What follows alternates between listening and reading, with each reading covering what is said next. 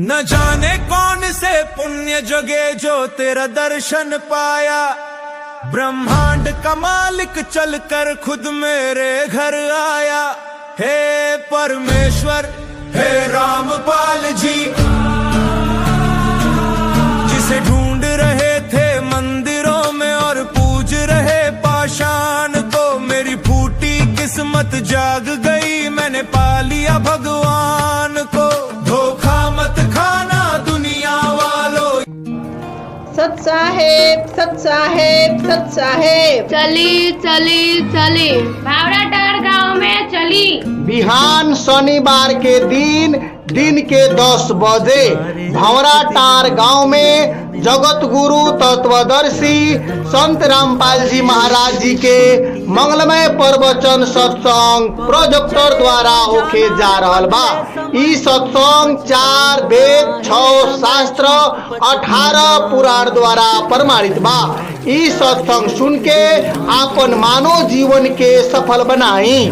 बंदी छोड़ सतगुरु रामपाल जी महाराज की जय हो, जय हो। देखो रे लोगों, गीता में प्रमाण है, संत गुरु राम जी हमारी जाति है। जी महाराज मुस्लिम सिख कर दिया कमाल। हिंदू मुस्लिम सिख ईसाई अब दुनिया होगी कलयुग मध्य सतयुग ल्याऊ। अब सुन लो बात खोल कर, उत्तर दक्षिण पूर्व पश्चिम, रोटी कपड़ा शिक्षा उत्तर दक्षिण पूर्व पश्चिम, घर घरी को देगा कबीर भगवान।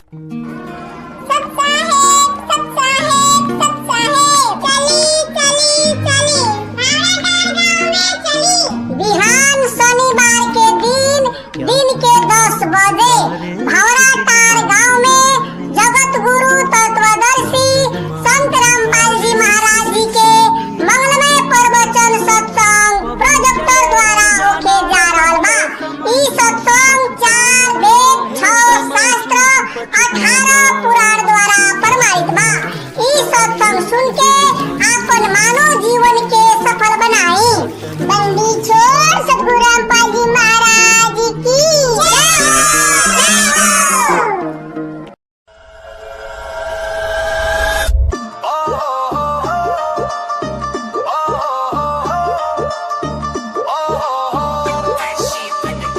गाँव गुराना गुरु का आना, आज शुभ दिन आ गया हो। दिल से मान्या ज्ञान भी जान्या, भाग उदय अब हो गया हो। भाग बनी जिंदगी में आफत, खेत पे पानी फिर गया था। गाँव ढोर और ढाणी सारी जनू गाँव समुंदर बन गया था।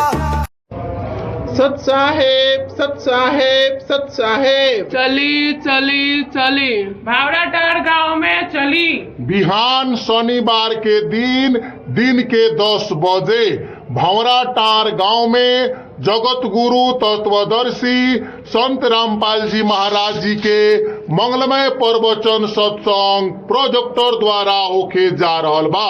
ई सत्संग 4 वेद 6 शास्त्र 18 पुराण द्वारा प्रमाणित बा। ई सत्संग सुन के आपन मानव जीवन के सफल बनाई। बंदी छोड़ सतगुरु रामपाल जी महाराज की जय हो, जय हो। सत साहेब, सत साहेब, सत साहेब। चली चली चली भावराटार गांव में चली। बिहान शनिवार के दिन के 10 बजे भंवराटार गांव में जगत गुरु तत्वदर्शी संत रामपाल जी महाराज जी के मंगलमय प्रवचन सत्संग प्रोजेक्टर द्वारा होके जा रहल बा। ई सत्संग 4 वेद 6 शास्त्र 18 पुराण द्वारा प्रमाणित बा। ई सत्संग सुन के आपन मानव जीवन के सफल बनाई। बंदी छोड़ सतगुरु रामपाल जी महाराज की जय। सत साहेब, सत साहेब, सत साहेब। चली चली चली भावराटार गांव में चली। बिहान शनिवार के दिन दिन के 10 बजे भंवरा टार गांव में जगत गुरु तत्वदर्शी संत रामपाल जी महाराज जी के मंगलमय प्रवचन सत्संग प्रोजेक्टर द्वारा होके जा रहल बा। ई सत्संग 4 वेद 6 शास्त्र 18 पुराण द्वारा प्रमाणित बा। ई सत्संग सुन के अपन मानव जीवन के सफल बनाई। बंदी छोड़ सतगुरु रामपाल जी महाराज की जय हो। सत साहेब चली भावरा टार गाँव में चली। बिहान शनिवार के दिन के 10 बजे भंवरा टार गांव में जगत गुरु तत्वदर्शी संत रामपाल जी महाराज जी के मंगलमय प्रवचन सत्संग प्रोजेक्टर द्वारा होके जा रहल बा। ई सत्संग 4 वेद 6 शास्त्र 18 पुराण द्वारा प्रमाणित बा। ई सत्संग सुन के अपन मानव जीवन के सफल बनाई। बंदी छोड़ सतगुरु रामपाल जी महाराज की जय हो। सत साहेब चली भावरा टार गाँव में चली। बिहान शनिवार के दिन के 10 बजे भंवरा टार गांव में जगत गुरु तत्वदर्शी संत रामपाल जी महाराज जी के मंगलमय प्रवचन सत्संग प्रोजेक्टर द्वारा होके जा रहल बा। ई सत्संग 4 वेद 6 शास्त्र 18 पुराण द्वारा प्रमाणित बा। ई सत्संग सुन के अपन मानव जीवन के सफल बनाई। बंदी छोड़ सतगुरु रामपाल जी महाराज की जय हो। भंवरा टार गांव में जगत गुरु तत्वदर्शी संत रामपाल जी महाराज जी के मंगलमय प्रवचन सत्संग प्रोजेक्टर द्वारा होके जा रहल बा। ई सत्संग 4 वेद 6 शास्त्र 18 पुराण द्वारा प्रमाणित बा। ई सत्संग सुन के अपन मानव जीवन के सफल बनाई।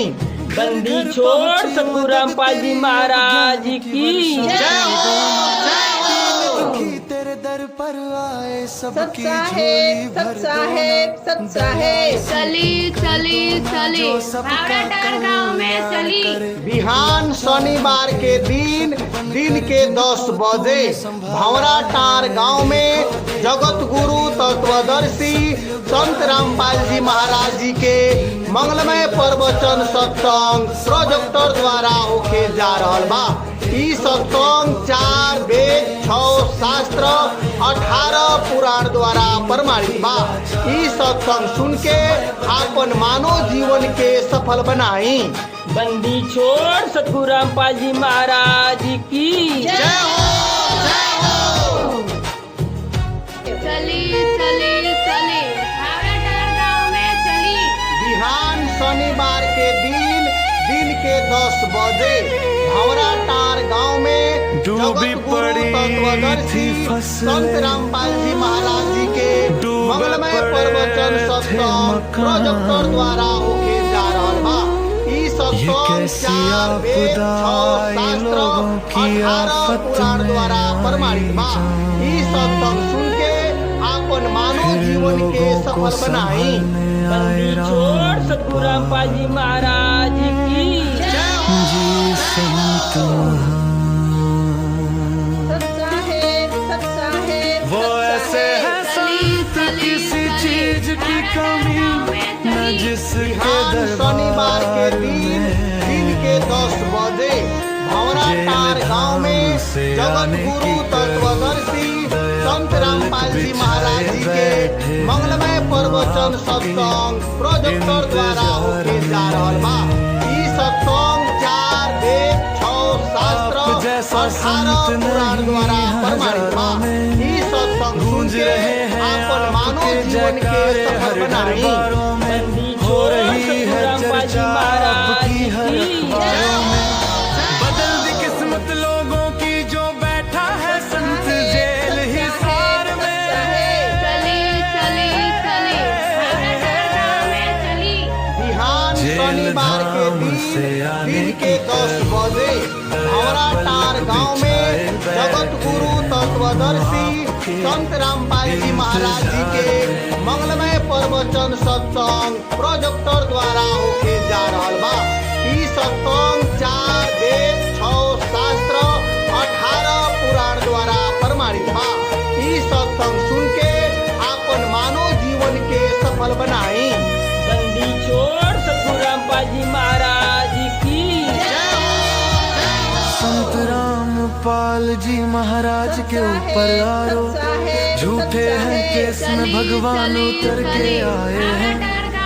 संत रामपाल जी महाराज के दिन के 10 बजे भंवरा टार गांव में जगत गुरु तत्वदर्शी संत रामपाल जी महाराज जी के मंगलमय प्रवचन सत्संग प्रोजेक्टर द्वारा होके जा रहल बा। ई सत्संग 4 वेद 6 शास्त्र 18 पुराण द्वारा प्रमाणित बा। ई सत्संग सुन के आपन मानव जीवन के सफल बनाई। बंदी छोड़ सतगुरु रामपाल जी महाराज की हाथ जोड़ कर करे नमन संत रामपाल जी भगवान लीला समझ नहीं इस बिहान शनिवार के दिन के 10 बजे भंवरा टार गांव में जगत गुरु तत्वदर्शी संत रामपाल जी महाराज जी के मंगलमय प्रवचन सत्संग प्रोजेक्टर द्वारा होके जा रहल बा। ई सत्संग 4 वेद 6 शास्त्र 18 पुराण द्वारा प्रमाणित बा। ई सत्संग सुन के आपन मानव जीवन के सफल बनाई। बंदी छोड़ सतगुरु रामपाल जी महाराज की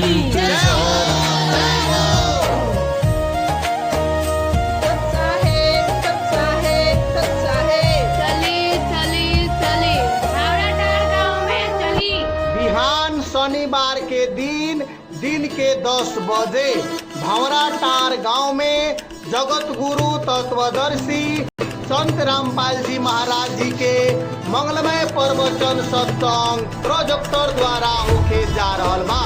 ई सत्संग 4 वेद 6 शास्त्र 18 पुराण द्वारा प्रमाणित बा। ई सत्संग सुन के आपन मानव जीवन के सफल बनाई।